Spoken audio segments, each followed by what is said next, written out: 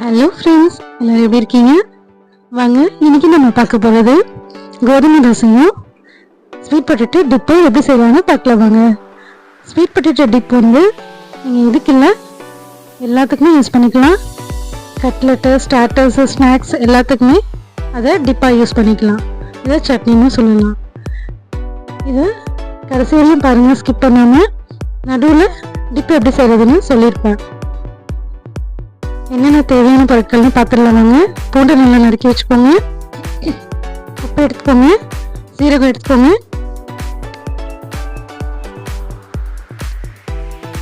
பொடிசா நறுக்கின வெங்காயம் எடுத்துக்கோங்க, பொடிசா நறுக்கின கொத்தமல்லி எடுத்துக்கோங்க. நான் எடுத்திருக்க மாவுக்கு 1 ஸ்பூன் நெய் போதும். நீங்கள் மாவுக்கு ஏற்ற மாதிரி நெய் எடுத்துக்கோங்க. இப்போ ஒரு பவுலில் கோதுமை மாவை போட்டுக்கோங்க.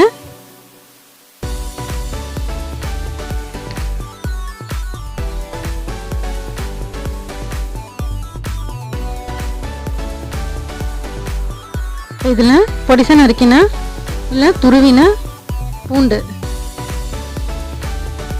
நறுக்கிட்டு வேணும்னா துருவி போட்டுக்கோங்க. உப்பு சேர்த்துக்கோங்க, சீரகம் சேர்த்துக்கோங்க,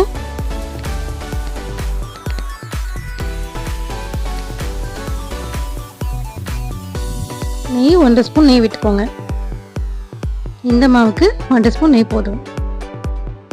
இது நம்ம தனியாக தான் கரைக்க போகிறோம்.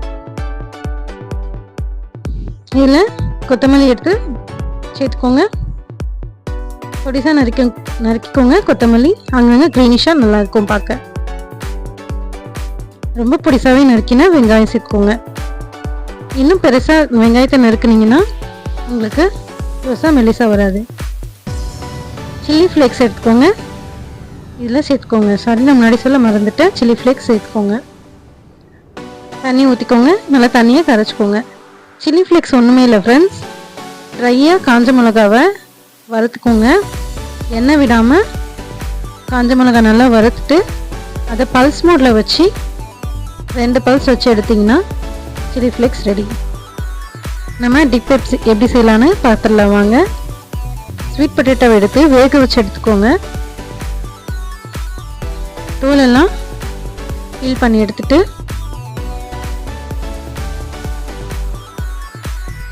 இதை ரஃப்பாக இந்த மாதிரி போட்டுக்கோங்க. மிக்சரில் போட்டு அரைக்க போகிறோம்.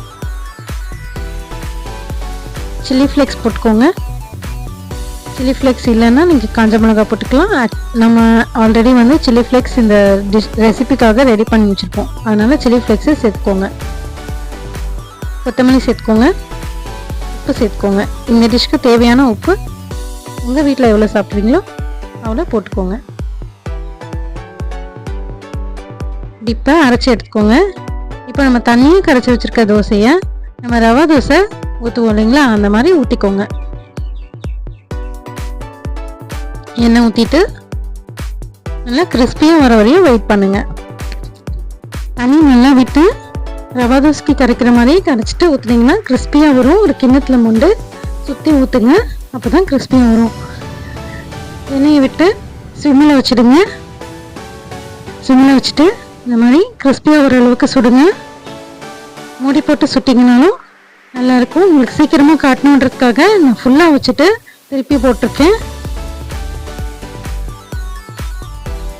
நீங்கள் ஃபுல்லாக வச்சு குக் பண்ணி திருப்பி போட்டு சுட்டிங்கன்னா சாஃப்டாக இருக்கும். பெரியவங்க சாப்பிட்றதுக்கு நல்லாயிருக்கும்.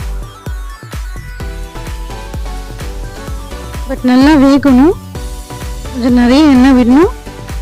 திருப்பி போட்டு கொஞ்சம் நேரமும் வேக வைக்கணும். அப்போ தான் நடுவில் குக் ஆகும். இல்லைன்னா ஓகேங்களா, கொஞ்சம் எண்ணெய் விடணும். செஞ்சு பார்த்துட்டு எப்படி இருக்குன்னு கமெண்ட் பாக்ஸில் சொல்லுங்கள். என்னோட சேனல் பிடிச்சிருந்தா லைக் பண்ணுங்கள், ஷேர் பண்ணுங்கள், சப்ஸ்கிரைப் பண்ணுங்கள்.